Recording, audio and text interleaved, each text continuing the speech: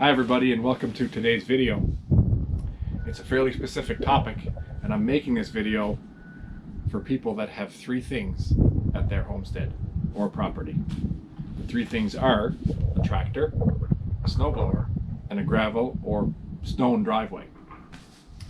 And I'm doing this from a beginner's perspective, so to speak. Stay tuned, watch the whole video.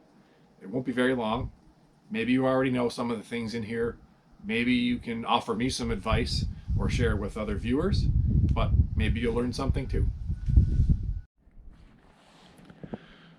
So when it comes to clearing a driveway that has gravel, I'm going to offer you three tips.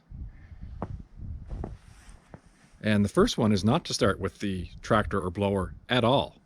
In fact, it starts with your first snowfall.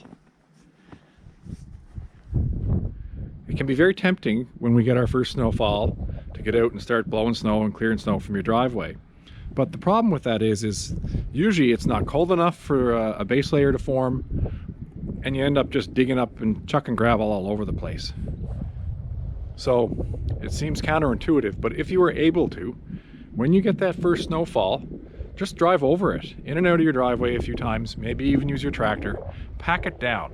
The key is to get a base layer so that you start kind of covering up that gravel.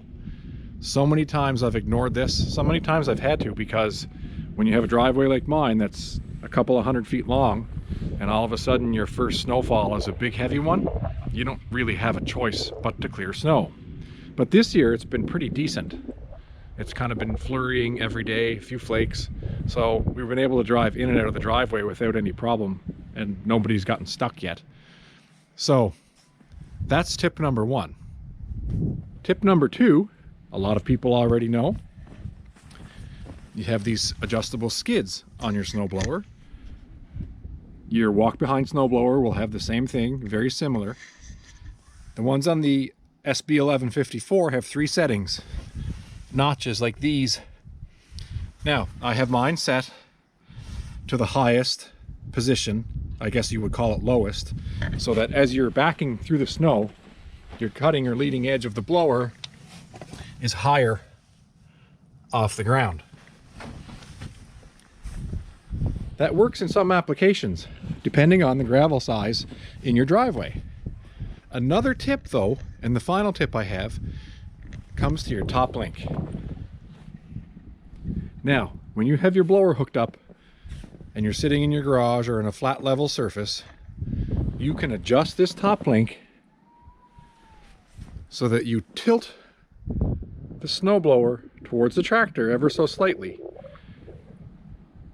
That kind of lifts the leading edge of this skid, and in turn the leading cutting lip of your blower. And I can tell you that one little thing has saved me a ton of gravel, and in fact it works so well, I'll show you. I can blow snow off my lawn and not gouge the grass. Like I said, folks, three quick tips. Saves you a lot of gravel, a lot of raking in the spring.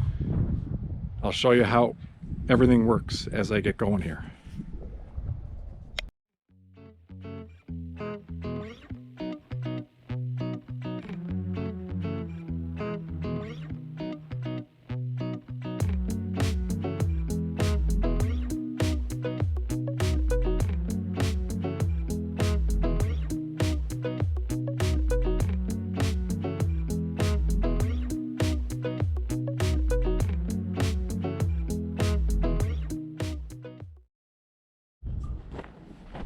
So I'm back outside. I just put the tractor in the garage.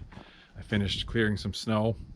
One point I wanted to tell you guys that if you have a tractor without a cab, make sure you invest in a set of these. You definitely need them. But I'll quickly show you the driveway and how effective those tips are when you're operating a snowblower with a gravel driveway. Now, to be fair, I've had a bit of snow over the last week and it's been packed down, so there's not a lot of gravel exposed. I did hear a few chunks kind of fly through, but the real testament is to show you my lawn, because it's so effective having that top link tilted are adjusted so that your blower is tilted. And I'll show you, because I cleared some grass here and didn't even gouge it.